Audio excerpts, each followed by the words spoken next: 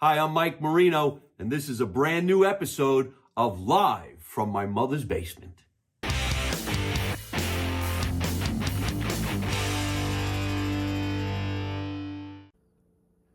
In 3, 2, 1, hey, what's happening, everybody? Welcome to another edition of Live from My Mother's Basement. And yes, we're in the basement. Last few episodes, we had to do some recordings in different places like California, in the studio, maybe somewhere on a cruise ship when we did The Juggler. But now I'm home sweet home in the basement. And I'm very, very happy to have this brand new guest on the show. She came to see me perform over at Carnegie Hall. That's right, I performed at Carnegie Hall. A little plug for me. We'll talk about that a little bit. But she belongs at Carnegie Hall more than a stand-up comedian should, because she's an opera singer and a performer. We're going to get to know her. Please welcome to the show, Natalja Sticco. Did I say it right? Yes, that's Sticco. perfect. Right. You see, that's an Italian in you. Yes. You know exactly how to pronounce Italian last names. Well, I'm glad that you said that. And by the accent, I'm sure you're not from Italy. Yeah, that's pretty much true, but I speak Italian. Oh, do you? I do. You know what? I'm humbled because I got to tell you, as an Italian guy with parents from Italy, you think I did speak Italian, but I don't. No, it's actually pretty normal because you know why Italian parents didn't teach their kids Italian? They wanted to say all the dirty jokes and like kids not getting involved. So there is a history behind that. I like that. There's a lot of sincerity to that. Actually, my parents didn't teach the three kids Italian because they wanted to make sure we were just American and we spoke English, and that was that. It wasn't until we got older that we said to our parents, we could have been bilingual. The hell's the matter with you? But Correct. they wanted us to be American. But you're right, because our parents would speak in Italian so the kids wouldn't know what they were saying. Right. And all the slang and dirty words we know. There you go. That's the first thing the kids pick up, right? So you're right. Whenever, they have to learn a language, the first thing they ask you to teach are the dirty words, right? Yeah. Even when it comes to Russian, when it comes to any language, right? People want to know, all this juice. They don't want to, speak a regular language. They want all this spice and everything. She said juice. Here we'd say they want the dirt, but she said juice. Yeah. I actually like the way she said the word juice because it's got that accent, and I'm not used to hearing that. We only hear juice in the morning when it's orange juice, but she said juice like it's the dirt. That is hilarious. All right, listen, I'm really so glad that you came down here. We're going to find out all about who she is, what she's doing in the United States, but we actually met, I guess, via the internet, because your husband, who happens to be hanging around his body as a bodyguard, he's right over there. Gene, who brought you here tonight, but he also brought you to Carnegie Hall to see the show, and thank you very much. That was really cool of you guys. But they were part of an Italian festival in Los Angeles, which is very popular, and I think it's great that you were part of that. And so let's go all the way back. I mean, where exactly are you from? All right, that's probably not an easy one. So I'm from ex-USSR. To tell it very, very, very easy, right? Ex-USSR, right? Because if I mention Latvia, nowadays some people will say, oh, it's European Union or it's an independent country. But back in the days, it was just USSR. Nobody would say difference between Russia, Latvia. So that's why I say ex-USSR, because it makes all the conversations a little bit easier. Well, maybe to you, because now I'm going to ask you to explain it all over again, because I think, and I don't want to say all my listeners and followers are like me in the dumb category, but I really don't know what she just said. I'm a hardcore Jersey boy. USSR, it's a song by the Beatles. That's all I really know. I mean, probably I won't dig that deep into the history, right, of the 20th century, but back in the days, there was this huge country which was USSR. So it USSR. The USSR. Yeah, sure, of course. And I believe it existed till 1991. Yeah. From I think the beginning of the century to 1991. And this is why there are still some people, right, who still have their minds over USSR. They don't distinguish between Latvia, between Lithuania, between Armenia. For them, it's all ex-USSR, literally. Oh, okay. And this is why nowadays, whenever I stumble upon an intellectual, yes, of course, I say Latvia. I was like, oh, Baltics, see, excellent. They are very, very happy, and I'm happy I don't have to dig, all the juice from the history. But yeah, I mean, So USSR, and then the Soviet Union, and then, I mean, And then it was independent for, I believe, 15 years, and then it joined the European Union.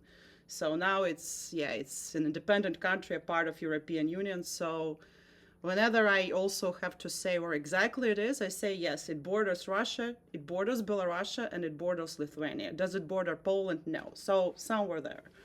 so what actually would be your nationality? Okay, that's also a good one. So ethnically, I'm Russian. Right. So my passport is Latvian.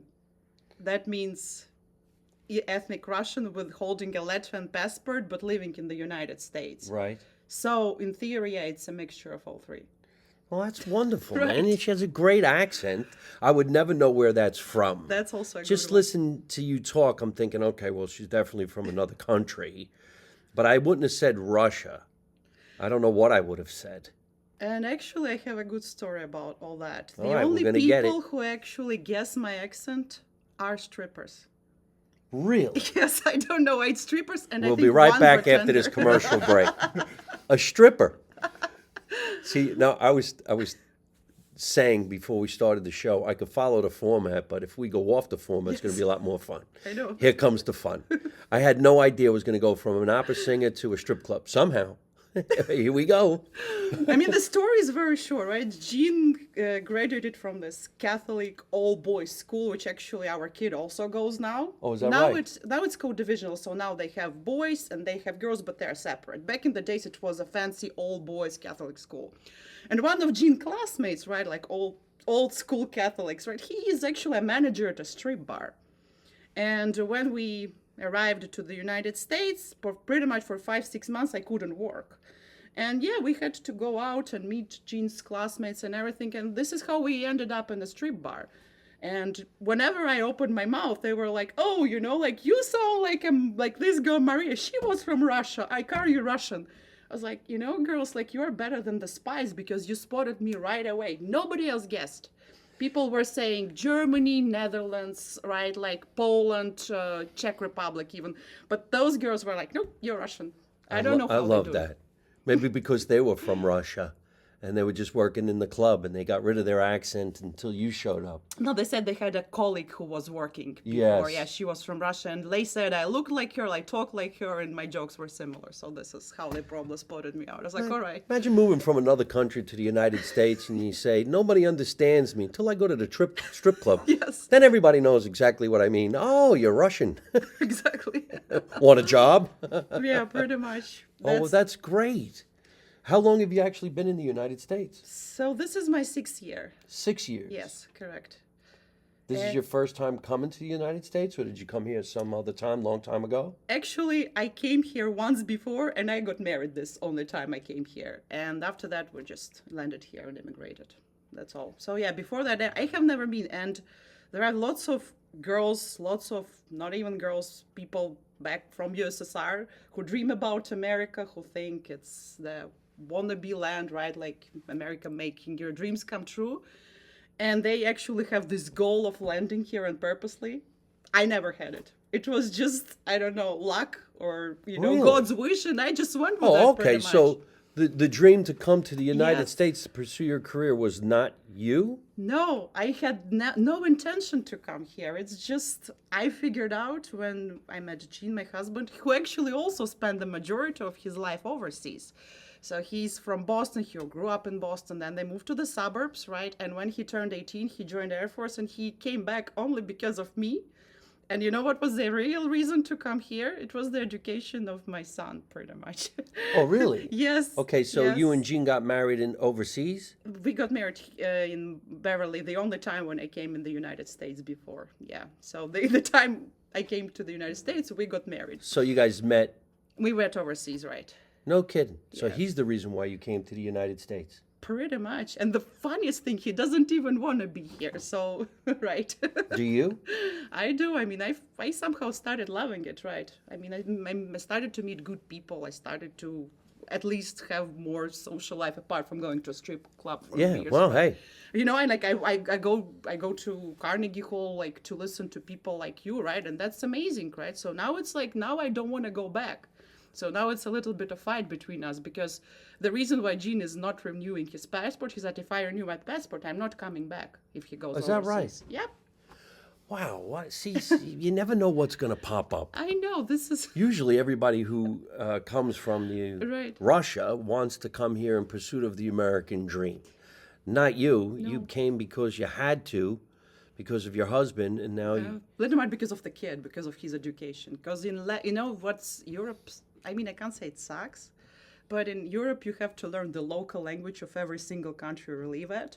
Well, United States, it's all English. It's just easier and it's better for your future career. That's How old is your son? 16. He's 16. Yeah, Wow. yeah. I was thinking he was going to be like 5. No, like 6 years ago he would be like, I don't know, just born, So, right? okay, Yes. but he was born out there? Yes, he was born. Does he have an accent like you? He actually has a different accent. Yeah, cause Half American, half European? yeah, he has. Because I was trained by Russians to speak English, but he was trained here, but he still has an accent, but a little bit of a different one. Yeah. Like Boston? I don't know. Pretty much, yeah, yeah. A Gene little says, Boston accent with a little Russian twist. No, there was also like when he came to the United States, right? He was unlucky because he actually hit the pandemic.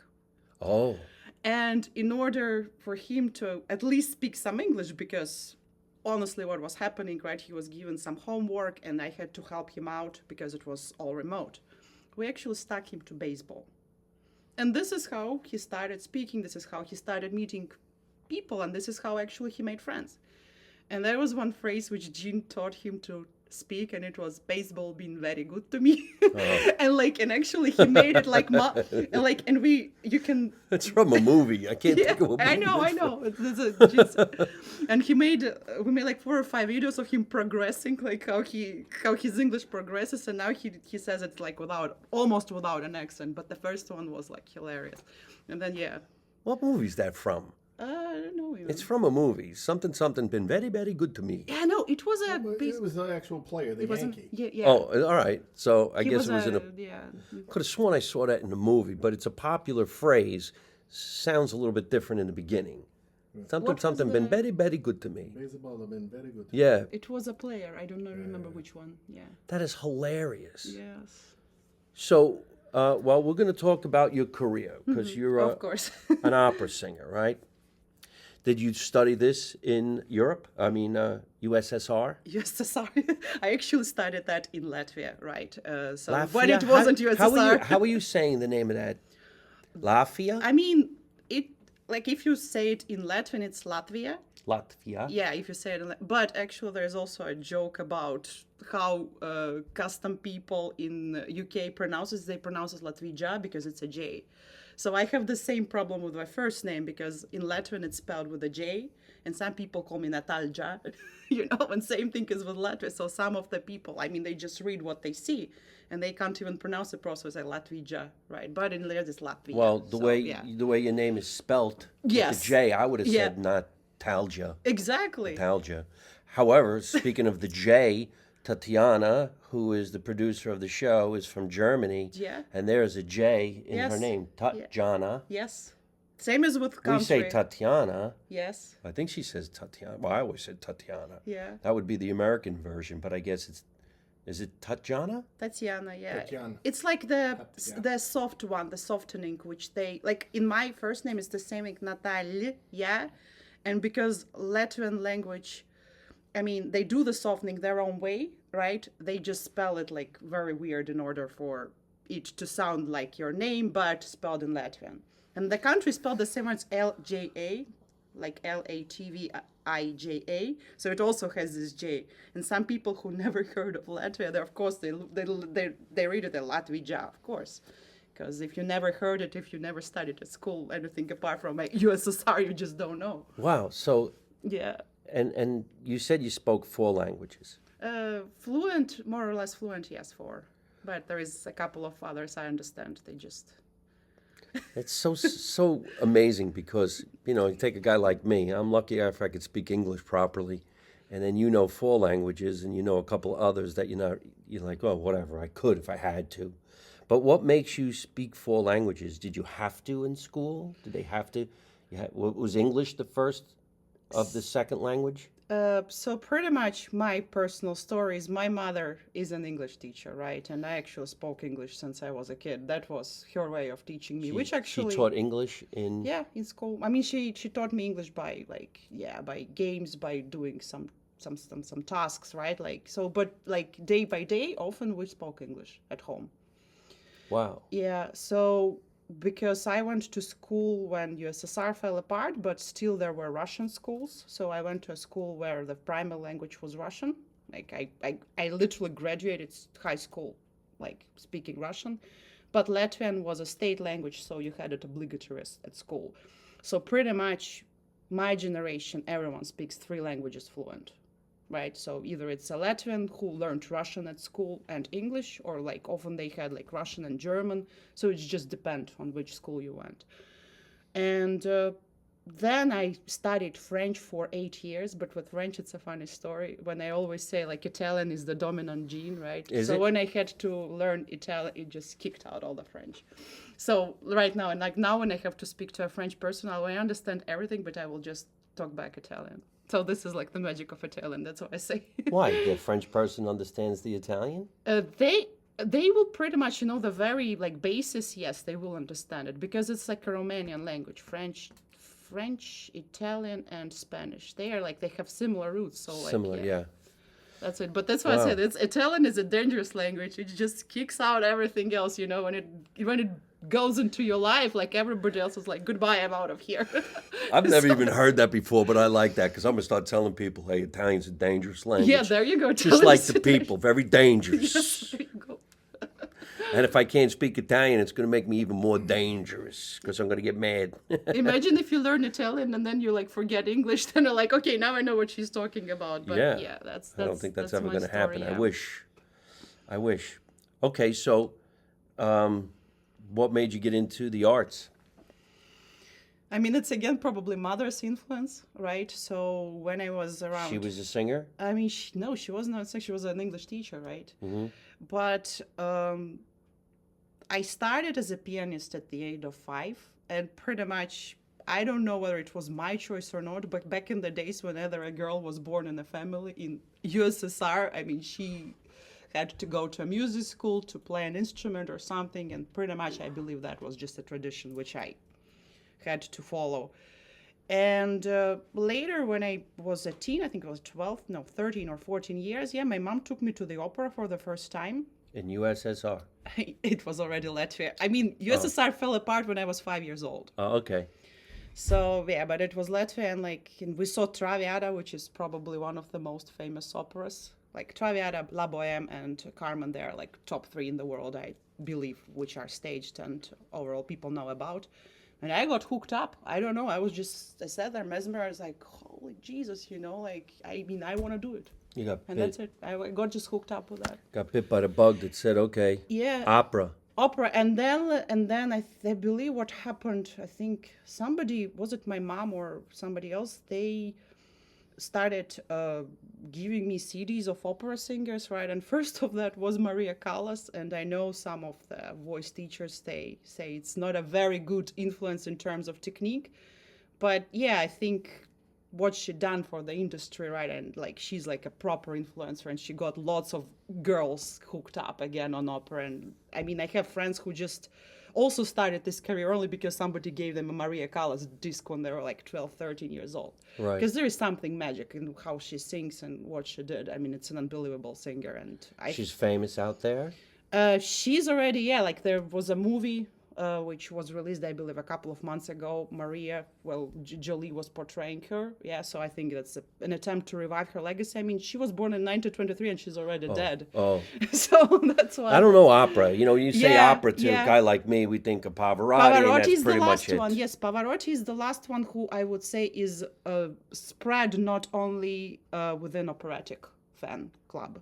Pavarotti was the last big singer who had a worldwide career and whose target audience were not opera people. Right. This is why you know him. Yeah, And this is what the industry now doesn't want to do anymore. They don't? So, no. Why? Because they're afraid that the situation is going to repeat itself. Of course, because Isn't it a good thing that it becomes so famous that everybody goes to the opera?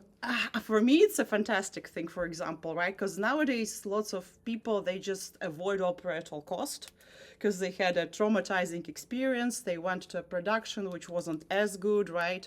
Or they, especially if it's a modernized production of Carmen or something. I mean, and I'm all for, right? But it has to have sense and it has to be logic. It has to be done well. And some of the people, they're like, no, it's not mine. I don't even want to check it out.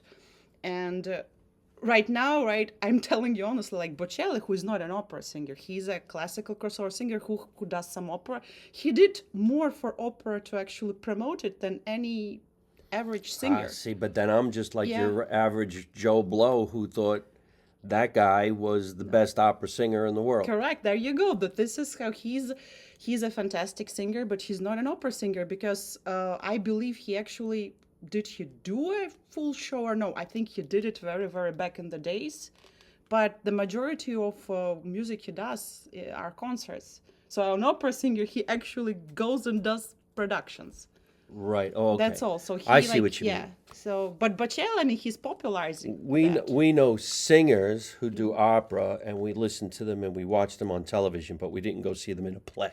Correct. Yeah, he's not like he doesn't go bounce from theater to theater actually doing productions. This is the difference. All right. Well, who was the one guy? And Mm-hmm. I know there's 3 names that made it so superific. Domingo, Placido Pavarotti, Domingo. and Carreras, the 3 tenors. Right. Yeah, so they were the first one who Well, went viral. who's the one that's blind? Bocelli. Bocelli. Yeah. But he didn't do any plays. He just sings. I think he did one very, very back in the days. Yes. I Can I know. jump in? Yes. Just to get, sorry, I'm off screen. Just to give some clarity. So, Mike, the way I explained it is, Bocelli is to opera what Olive Garden is to Italian cuisine. Well, now wait a minute. There you go. Now you're our Now, puzzle, wait a minute. right? Okay, so, So, Olive No. Garden Oh my God. kind of popularized some Italian neighborhoods, But he does a fantastic maybe in the Midwest job. And or he something does, like Correct. that. right, and he does a fantastic Yeah, job yeah. as a tenor, but he doesn't hold true to the operatic styles. Right, right. And his popularity is based on the idea that he's sort of an easy entry for most people Mm-hmm. to feel like they're experiencing opera without actually having to do it. Right. Yeah. All right, well, But like I get it. Olive Garden is a good experience, right? Versus like you go to somebody's house who has a nonna or who has a mother cooking a Yeah. proper Italian dinner. This is the difference, right? What Bocelli taught. Like I mean, it's not an offense at all cost, right? But it's facts. And if probably you ask him whether he could even pull off Calaf in Turandot, which is one of the most difficult tenor parts, I believe he wouldn't be able to pull off the whole production. Yeah, he can Right. do Nessun Dorma. And that's what happened. They, yeah. they tried him in a They couple tried of him, yeah. productions and Yeah. he wasn't able to. But the fun Sustain. aspect of all that, he does for promoting opera way much more than an opera singer. Why? That's the magic. Yeah, well, hey. There you go. I don't get wanna that. offend No. you. I think it's great, and I get what you're Yeah. saying. Yeah, the Olive Garden became the go-to Italian place for Americans, not the Italian Americans, which my mother would have said the Mitigans. Yes. We go to somebody's basement or a nice Italian restaurant Yes. because there's hundreds of them. But anyway, okay, so that's a great analogy. So you started playing the piano and you fell in love with opera. What's your style of opera? I guess there's a lot of different styles of opera, right? Yes. I mean, like, what's your... Like, I had a guy from the Met on the show. He did 25 years at the Met, and he would say what he was. So I guess there's a you mean the- tenor and a yeah, soprano and bass, All right. alto, saxophone. So my official fach is mezzo-soprano. official mezzo one. soprano. Yes. What exactly is that? It's not exactly. It's half-baked soprano, is like that. The joke is right. Like mezzo is literally the half after you translate it, like from Italian, right? Metà mezzo, right? Like. But the trick is right. Like you're not really. What's the logic behind all that, right? Back in the days, there was no so mezzo soprano. It's like a fach, I think, which Verdi started introducing. Right? Oh my God, I'm sorry. I'm like started to like No, go that's very all right. deep. Go do tell your story. No, the 'Cause you're trick gonna- is right. Like so, there are pretty much four most common voice types as they go in the choir. So it's a soprano, it's an alto, it's a tenor, or it's a bass. So four are the basics, and there are like lots of in between fachs, right? And mezzo soprano pretty much is a fach which is not like a 100% contralto or not like a soprano. Like it's in between. Like if you just go, get like it. don't get it like in very, very, very much details, right? And baritone, it's very similar, right? So baritone is like in between. It's not like a true bass, but it's not like a tenor who can go and belt out Kalaf, right? So like it's an in between voice type, which actually appeared and which was not discovered, like which came into the picture not when the opera was born. So it was like a result of evolution and a result of composers writing music and coming up who they wanted as a singer. That's all. So when you decided that you wanted to sing, where did you go to school? Did this something that was in grammar school, high school? You had to go outside of where you went I to mean, school? that's a very good point. So back in my home country, there is the so-called music high school, right? So it's a high school where you also get training in an instrument or voice after elementary music school, which normally a person who wants to be a pianist or a singer, they actually do that. So they go to the music school, which is elementary slash middle, which I went to. And then, right, when I had to go to the so-called music high school, I went for consultation, and there was one teacher who honestly, I bless her still, because she heard me, and that was a very like interesting experience. I was 14 years old, so there is like this woman, so she has like, you know, like her eyes are like black hair and everything. She has like this cigarette, and she's like listening to me and smoking in the window. Right, that was like a very good. You got possibilities. Sounding Jay. like pretty much that was the case, right? And it's just like, you know, and like so I sing some Rachmaninoff vocals, which is considered to be a difficult piece for, especially for a teenager, right? And I finished singing, and she's like, "Can you do anything else apart from singing?" Oh, No, turned out to be the case was not that I wasn't that bad and everything, right? But her whole idea was you have to have your life experience and understand whether you really want to do it or not. Because at 14 Sure. years old, you just have the voice, you go, you show it, it's good, it's fine, it's cool. But this is why she asked this question, can you do anything else apart from that? Because now I get the logic, what was behind it. Back then I was like, oh my God, you know, I had all those great feedback from teachers who were working with me before. Yeah, I took private lessons, of course. okay, well, listen. yeah. So in New York City, Yeah. they have a school called the School for the Performing Arts. Yeah, Juilliard or no? Well, No. Juilliard's a different school. Yeah. The American Academy's another Yeah. school. That's where I went to school. They have acting schools like Herbert Berghoff Studios, which is absolutely one of the most famous ones. But the High School for the Performing Arts is nothing but kids who are pursuing careers in the industry. And their parents all pretty much live in New York City, in Manhattan, and they insist the kids go because you could do anything. Correct. Ballet, tap, dance, acting, TV commercials, singing, dancing. It's the show they created, it's the school that they created the TV series Fame from and the movie Fame. Yeah, I so think everybody yeah. would go there. So that's, to me, the equivalent of what you're talking about, a school that was specifically for kids who wanted to be in, let's say, showbiz. They call it the arts. I say Yeah. showbiz. It's like 14 till 19 approximately, because then you go to a conservatory, right? Well, you would call it conservatory. No, which would be conservatory is like, singing. from 1819 up to like, and it's not even a call. That's why I say it's the music high school. So like the Yeah. freshman year. Yeah, so it's the That's same. great. So Yeah. your studies was operatic? So so this is why I said I didn't land at this music high school. I actually went and got like proper high school with maths and with science and everything, right? And then I went to the university again, I didn't go for music right away. I actually went to engineering first, IT engineering. And then it was my final year for IT engineering, and I just decided to still give it a shot at the conservatory, right? And I mean, I took private lessons for a couple of months, because before that, I also used to take lessons, but I didn't have a one stable teacher. I just wanted to try multiple, because it's again we will get to that further, but my personal feedback is yes, you should have multiple teachers, because neither of them knows that path like from A to Z, or they do know it, but they again they don't have the exact same body as you. So you, for me, yeah, my path is like I try to take little pieces of puzzle and then like put it together from different teachers. And yeah, so fast forward, so I entered like from the first attempt. I got a free ride, so thank God I did. I went no off the kidding. concert. Yeah, in Scholarship? Europe it's no, it's in Europe a bit different and it's easier, right? So you can still, it's more. I know here it's very difficult to get a full ride scholarship. Yeah, in Europe it's different. In Europe it's a bit easier. Yeah, I would say it's way much easier.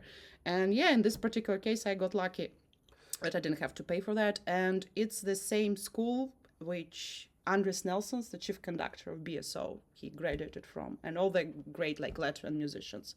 This is like, I think this is pretty much the only conservatory like in my home country. And right, and when I was at the second or third course, I just decided that yeah, it's just education, but you actually have to have real life experience. So I joined the course. So that's what you do, right? Like I didn't want to teach. I want to be literally immersed in the performing arts. And the only job you could get as a student was choir, opera choir, which I landed at after and stayed for 7 years. Oh, is that right? Yes. So you were actually singing in, let's say, theaters out in Yeah. your in the area, and then the plays. Yes. So it was like productions, right? Like so. Okay, a production. Yeah.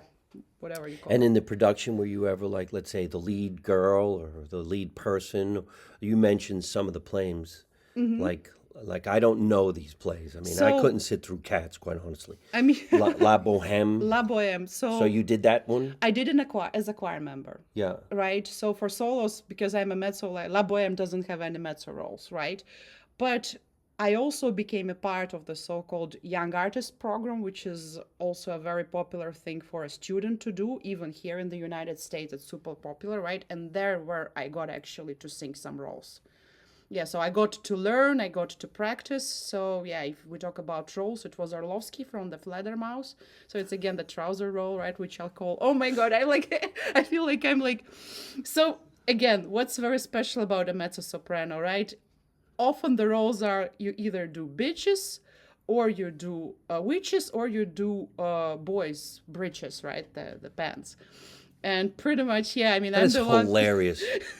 Right now, half my people watching this show are They going, will just like- tell her to sing. What the hell does that mean, a boy with breeches? Yeah, but this is a mezzo, right? Like, or it's normally you have a crazy soprano friend, or you're just trying to straighten her out, right? If you talk about the femme fatale roles for a mezzo soprano, it's Carmen, or it's Delilah normally, Eboli, like Verdi mezzo, like he had lots of like. But normally it's either a witch or a bitch or a boy. That's it. That's Is that right? yeah. And the I problem better is start right, listening to more opera. I didn't know there were any bitches in it. I thought Oh, they there were are. nice singers. and it's always like a mezzo normally, yeah. All right, so now a lot of these songs are, of course, Mm-hmm. are in a different language. I always thought a lot of the songs were in Italian. What songs are like in La Boheme or Carmen? What language are they in? I mean, La Boheme is Italian, you're right, it's Puccini, and Carmen is in French. Is that right? Yes, you're So right. you sing songs in those languages. Yes, I do. I mean, when I had to sing my graduation recital, I had 9 languages. 9. It's so mind-boggling. Like I 9. can't even sing a song in English. How do you learn to sing a song in a different language and even understand what the song's about? That's the trick. This is why, yeah, opera singers. I mean, honestly, I want to find a research where they actually scan your brain, what's going on in that when you sing. I think there was the one video I watched on YouTube. It's literally like, like your brain looks like a mathematician, like during like calculations. Yeah, it's Okay, now I don't really know any opera songs. It'd be hard for me to remember. Of No, course, we you know know, the you Ave know. Maria, No, but we you don't know know. what they're Nessun dormo, saying. you know. Who? Vincero, vincero, right? No. Vincero, you do know. Da, Come on. da, da, ba-ba-da, Yeah, La hey, Donna ha, Mobile, ha, ha, yes. yeah, well, what There the you hell is go. he saying? Yes, he's a womanizer. He's like singing about like girls falling into him. Really? And yes, yeah. That's what that song's about? Pretty much, yeah. Oh, wow. I thought it was about, I don't know, playing bocce ball. That song's about being a womanizer? No, very yeah. I need to go see more operas. You have to do it right. That's all. But you have to actually find who does it properly. That's another big problem. Okay, wait a minute. So this particular song, Yeah. Do you know the words? Like, what are the words in English? I mean, La Donna Mobile. I have to actually pull up my phone. I don't know. See. Like it's Yeah, I get it, I It's get a it. tenor's one. Yeah, I mean, Women are fickle. Yeah, there you go. Yeah. that is hilarious. And so, what would be like your favorite opera songs that you think you sing the best? That's probably Delilah Mocker. Oh, yeah? Yes. All right. Well, we're going to go ahead and put that to the test. Let's see where we are. Okay. Could we get a little operatic song? Sure. What does actually the word a cappella mean? Without music? Without music. And what language is a cappella in? Italian. I knew that. There you go. You I knew see, that. this is your DNA. A cappella. And I'll tell you even more, because you're Italian and you're not educated in opera, you will still say and be able to distinguish a good singer from a bad singer. Trust me, that's an Italian thing. All Italians can do it like that. No, I don't know. It's my voice teacher. He told me that every single Italian is able to distinguish whether it's a good singer or a bad singer. All right. Well, let's get a couple of bars. I guess is it bars? What do you call? That you could sing for us and break this glass. I want you to break that glass. No, that won't be able to do it. It's like a physical thing. It's actually has to do with resonance. It doesn't have to do with actually volume.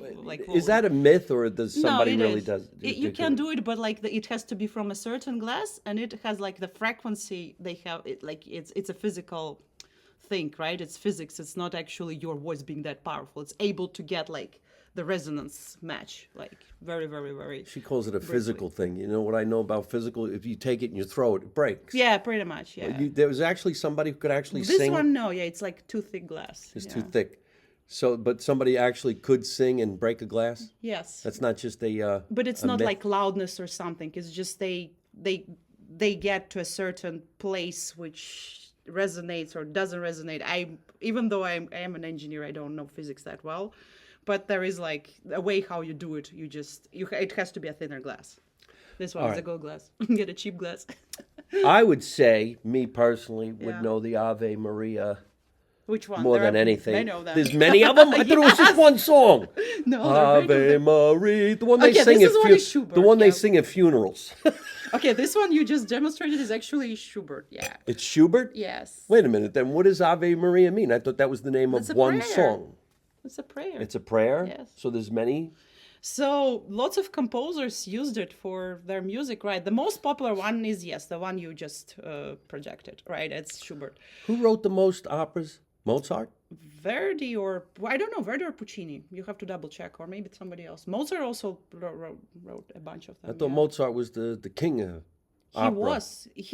With Mozart, yeah, it's tricky. He was actually the first one, I think, who was like a big name in the opera industry, let's say like Right. that. But no, I mean, he wasn't Italian. No, I would think Yes, not. But a name like no. Mozart. And you know what most of his operas are about, Mike? What's his operas about? He'll tell you. So, womanizing, masturbating, and pooping. Nice. And she actually had this weird fetish, which was about poop and shit and everything. Seriously. Mozart? He was a proper pervert, if you call it I mean, he's dead already. We can Yeah, well, we can not reveal like all his- the dirty secrets. what was Mozart's songs about? Taking a shit. It just sounded so good you thought you were having pasta. He was just having a blast, right? I mean, probably if he was alive nowadays, he would be even with his music, he would be like a proper rapper, probably, or something, by the looks. Yeah, it's now. I think if he heard rap, he'd want to kill himself. Exactly right. All right, let's get a song. Why don't we do maybe some piece that's from your Album? CD? Sure. Natalja, Sticco. Amante, Brigante, Lovers and robbers, right? right? Okay. Yes. Which one was Well, that? look at you smoking a cigar. Oh yeah, I used to smoke. I quit because I'm cheap. Not because I maintain or preserve the voice. It's just because I really. Oh, got this is very really, really cool. Okay. cheap. All right, I which one had do you want? some guys from Broadway were down here one day, and they all sang a cappella songs from the plays that they're in. And one guy was in Spider-Man, and one guy was in what's the creepy guy that died, and he's got half a face or whatever. Phantom. Phantom of the Opera, I guess that's the way it is. Yeah. And they sang pieces of those songs. So I really don't know any opera songs other than what we think the Ave Maria is, which starts off with that. And it's not opera, by the way. It's not? No, What is it? it's an art song. A what? Art song, it's called, this genre. Art song, yeah. What's an opera song? Opera is actually a piece which is taken from the opera, right? Ave Maria is Oh, not like, okay. get it? All Get right. it? Oh all my right. God, you see, I'm So just the opera educated. song is from a play, Correct. and Ave Maria is not in a play. It's an art song, literally. So yes. that song's not in a play. No. It All right. stands by itself. Well, give us a little of the Ave Maria. Which one? Which one do you want? Ah, fuck me, man. No, that's fine. I can't can do figure it. this shit out. I can do it. All right, take your time. Me. Ave Maria,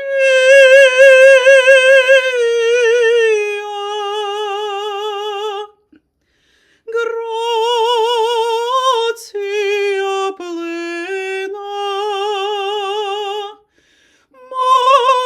Maria, gratia plena. Something like that.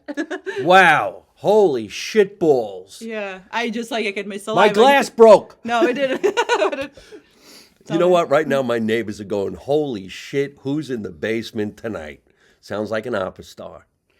Yes, There's I another love that famous Ave song. Maria, yeah. Which one? Bach Gounod, because nobody can figure out who exactly wrote that, so they write Bach/Gounod. Okay, can we hear that one? Sure, you can hear that. I But mean, the I know one like, you just sang was in Italian? it's in Latin, but the original is in German.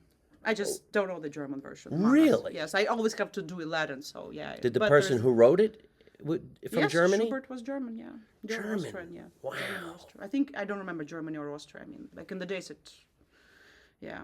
Okay, now the other version.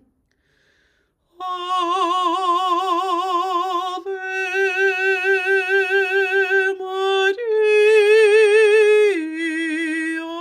Maria, gratia plena, Dominus tecum,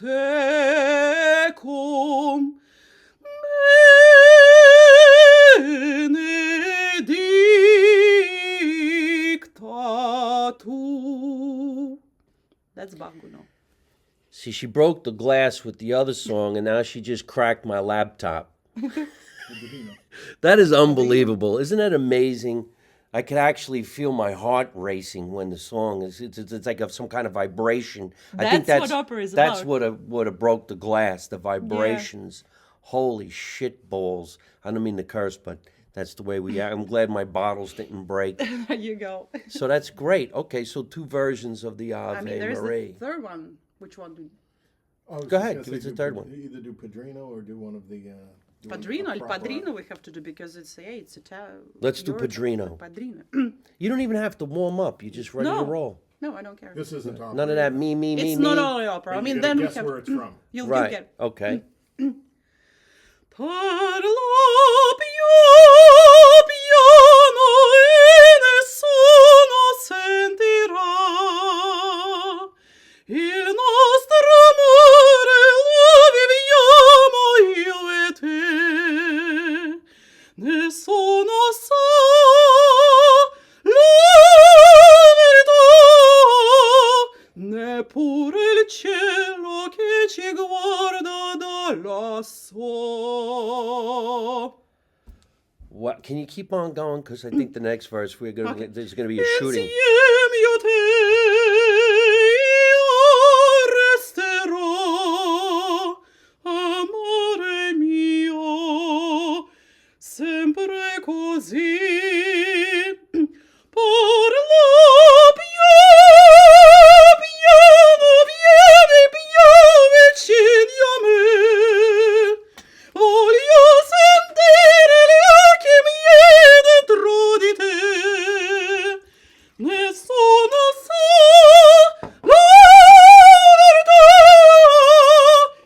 gran gran e amore mai più gran esisterà.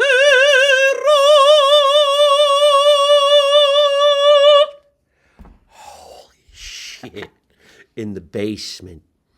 That talent came acoustics. down the basement. Is it? It's good acoustics. That was absolutely unbelievable. I got chills. The hairs on my arms are standing up. The little bit of hair that I got on my back is standing up. I got to taste this wine right away. I don't know why. That's obviously the theme song from The Godfather. I don't know if anybody even knows the words, but it was just fantastic. Thank you so much. And I have a little fun fact about that. Whenever Give me the fun fact, No. please. Whenever I have to sing in Italy for friends, for acquaintances, for people who I appreciate, right?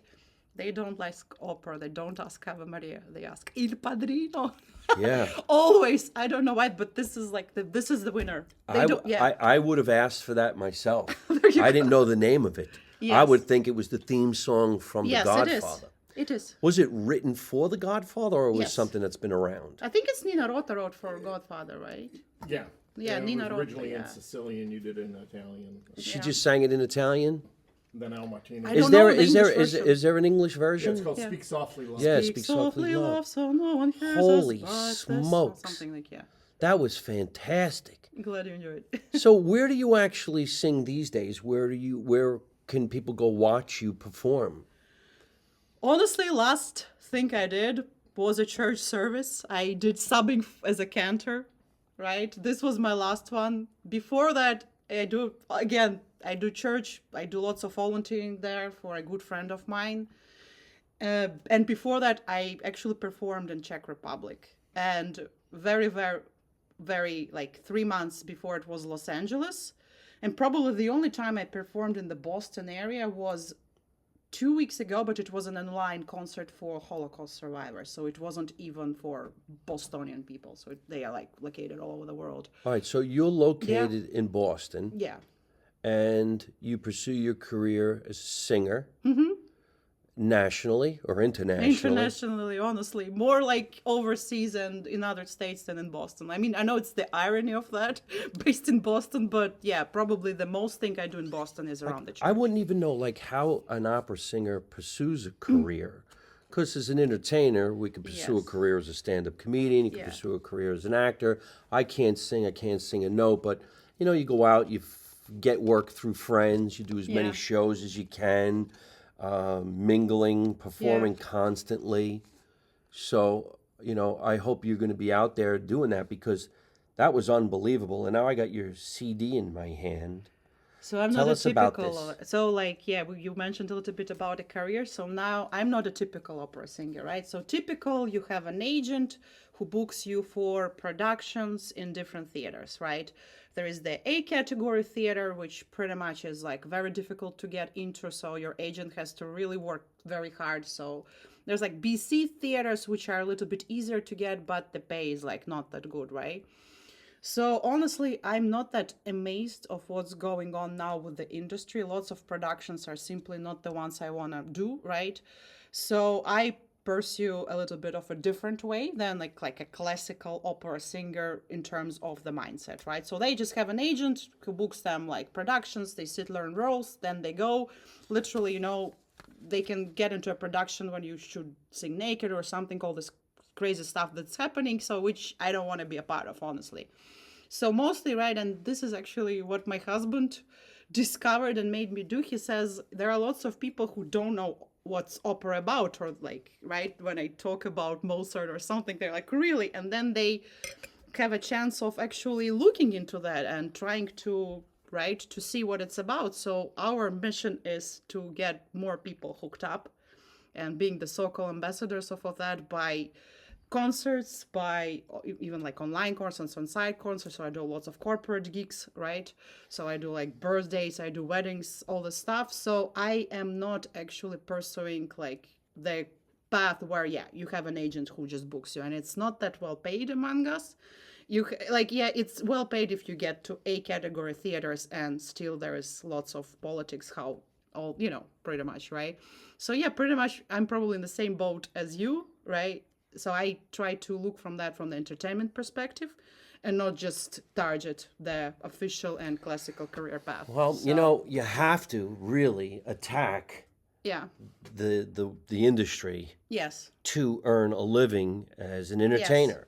I never waited for anybody. I've Same. had agents, I've had managers, I've run circles around them. I do my own thing. Now, of course, you recently came to see me at Carnegie Hall. yes. I was at Carnegie Hall on You were December brilliant. 21. Thank you. December 21, 2024, I got my first appearance at Carnegie Hall. Now, I never thought I'd be playing Carnegie Hall. And guess how it actually happened? Everybody thinks, oh man, you booked Carnegie Hall. I'm like, no, it's not how it happened. I like being part of another show. Oh my God, I'm the same way. Usually entertain by Yes. myself so Yes. much I know the feeling. that eventually I feel like going, I'd rather be an opening act. I'd Yes. rather be part of a show. Same. I would like to be in a play. I want to be in a movie. I want to work with other entertainers. I have nothing in common with you on stage other than, and now, ladies and gentlemen, please welcome. I can do that, and then you take it from there. So someone saw me doing stand-up and said, think you'd be a great opening act for Bob Anderson. He does a Frank Sinatra, Tony Bennett tribute. He's playing Carnegie Hall. Do you have a suit and tie? Can we keep you from saying the F word? And I said, absolutely. What are we doing? She goes, you're playing Carnegie Hall. I'm like, thank you. And that's Yes. the way it happened. Honestly, Just my like that. favorite gigs are when either I'm an opening act or a part of the show, right? And probably the one which I enjoyed the most, I was an opening act for a comedy show, actually. So I was the opening act. I had to do medley for the branches of military branches, right? And like I had to actually open it for free comedians. Well, So you see, this is what I'm saying. I'm not a typical diva mindset, right? I still think it's teamwork. And I think barely who nowadays, right? They can hold the attention of all the whole by themselves. Even though if you're a singer, still there are other musicians around you, right?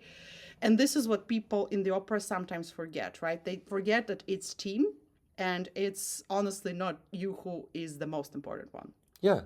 And that's all. This is why I enjoy more. Like honestly, my dream is so literally get booked like to a Vegas venue or like a cruise ship and just do like an opera show. But how I understand it, for actually bringing more people who don't like opera, who never actually looked into that, like bring them on board as listeners and make them discover that. And actually, okay, look at me, I'm super down to earth, normal, right? I'm not like the diva like looking, right? And I open stuff for comedians, so this is my mission. Or On the dream last or few whatever. ships I was on, there was a theme show. So this girl was doing Adele. She comes out dressed like Adele. She sings all Adele songs.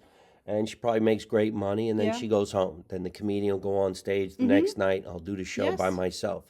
By the end of the ship, 4 or 5 different entertainers do small amounts of time together, and then we wave goodbye. And that's a lot of fun. So there are opportunities for you out there on, let's say, cruise ships and different performance houses like what we did at Carnegie Hall. And now they want us back. And they asked me flat out, do you want to come and do it again? I'm like, absolutely. You must. You belong there. You see, that's why I say whenever you're in. But I also tailored my act for that show. I never very seldom wear a suit and tie, but I wanted to be part of it. So there's nothing reason why I could be part of it. And then, introduce you to some people. They might just say, oh, well, let her be part of this too. And I'm like, oh, okay, great. I'm always up for good stuff. Why don't you tell everybody where they could find you on the internet?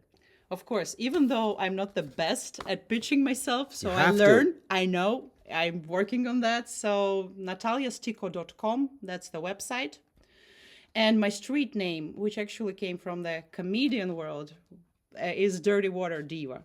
Why you say Dirty Water Diva?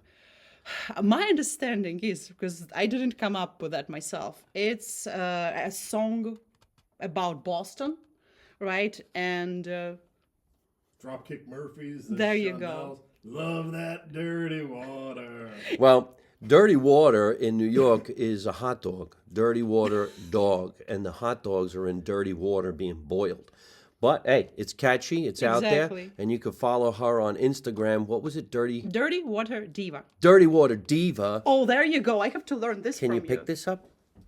Where can they buy this? Spotify. Because Spotify? nobody uses CD nowadays, right? Just find me on Spotify, right? Spotify? Apple Music, Amazon, What was this? SoundCloud, right? Boston's premier lifestyle magazine. You're in this magazine? I am. How cool is that? I don't know who that is. Where are you? Shouldn't have, Brian. What page? President of the Teamsters. Oh, what team? What? Somewhere in the beginning, yeah. All right. And Well, in the end also, right? There were two. 1 second. Let me more just check. importantly, to find any entertainer or anybody is the website, and the website's always the most important thing.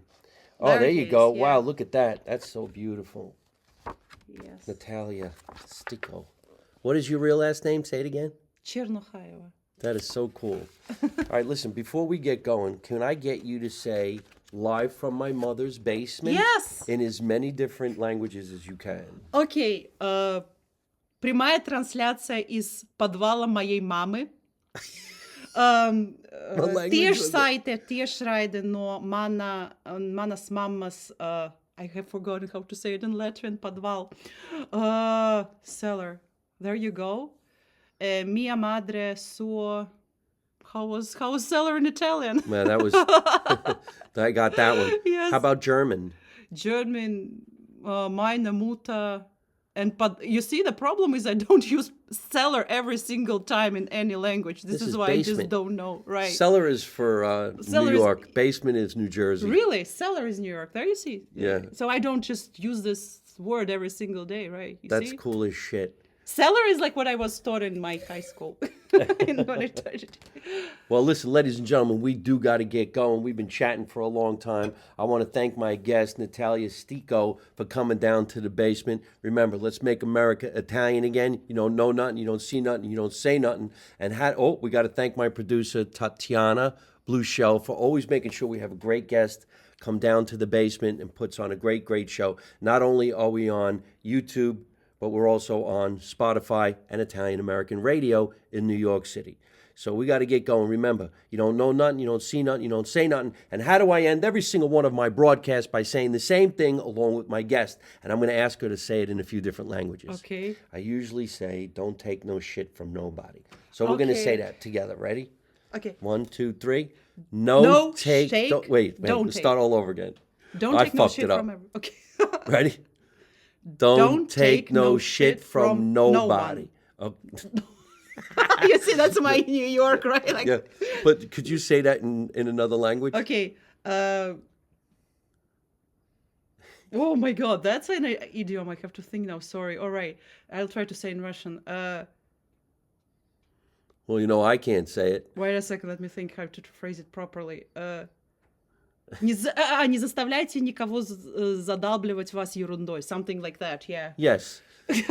What she said. We got to get There going. may be some Russian listeners who are like, yeah, that's not the exact translation. Good night, everybody. Thank you. Night. Thanks, guys. Hey, folks, thanks for watching Live from My Mother's Basement. I hope you enjoyed the show. And if you did, hit the word like and leave me a really cool comment. You can also subscribe to my YouTube channel so you don't miss any of the future episodes and you can watch some of the funniest videos on the internet. You can also listen to the show on Spotify or your favorite podcast app.